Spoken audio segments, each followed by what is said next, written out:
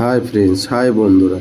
দেখো সকালবেলা পায়রাগুলোকে কি সুন্দর খেলতে, আর ছোট্ট ছোট্ট ওই ঠোঁট দিয়ে কি সুন্দর করে খাবারগুলো ঠিক খেয়ে নিচ্ছে একটাকে একটা। ঠিক আবার নিজেদের মধ্যে যে ঝগড়াও করছে, দেখো কি সুন্দর লাগছে। একে অপরকে তাড়াচ্ছে, আবার কাছে গিয়ে খাবারগুলোও খাচ্ছে।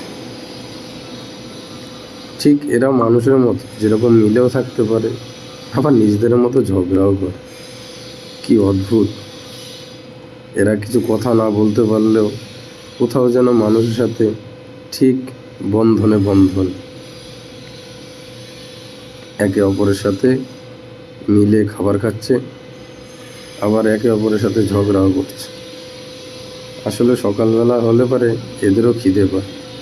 তাই আমার বাড়িতে কালকে রুটি ছিল রাখা, অফিসে আসার সময় হাতে করে নিয়ে এলাম। যাই, ওদের দিলে কি হবে, ওদেরও একটু পেট ভরবে। আসলে আমরা যদি কিছু না দিই, ওরা নিজেরা তো আর সেইভাবে জোগাড় করতে পারবে না।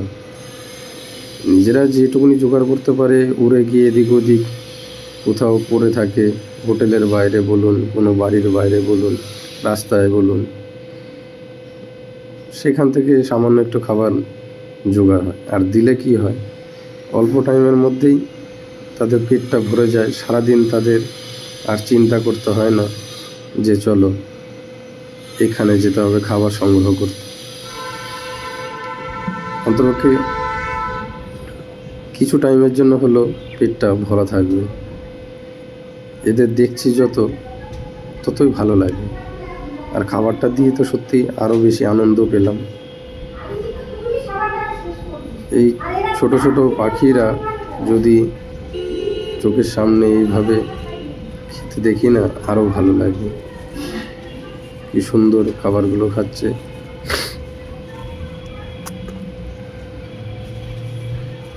আর নিজেদের মধ্যে কি সুন্দর একটা আওয়াজও করছে।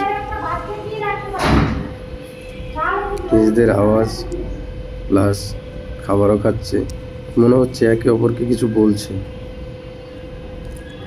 দেখো আমি যখন খাবারগুলো দিচ্ছি, একে অপরের সাথে তাল মিলিয়ে কি সুন্দর কাছে চলে আসছে। আবার সরিয়ে দেওয়ার সময় মনে হচ্ছে ওদের তাড়াবো, সেই ভয়ে উড়েও যাচ্ছে। ওরা তো আর সেটা বুঝতে পারে না যে সত্যি আমি খাবার দিতে হাতটা নাড়াচ্ছি না ওদের তাড়ানোর জন্য নাড়াচ্ছি। যদি তাই হতো তাহলে তোরাও মানুষ হয়ে যেত। আমাদের তো মান হুঁশ দুটোই আছে, তবু আমরা মানুষের কোথায় কর্তব্যটা সেভাবে করতে পারি। হুঁশ আজকাল দিনে তো সত্যি কথা বলতে চলেই গেছে বলা ভালো। একে অপরের সাথে ওই দেখো, ওটা হচ্ছে বিশ্ব বাংলার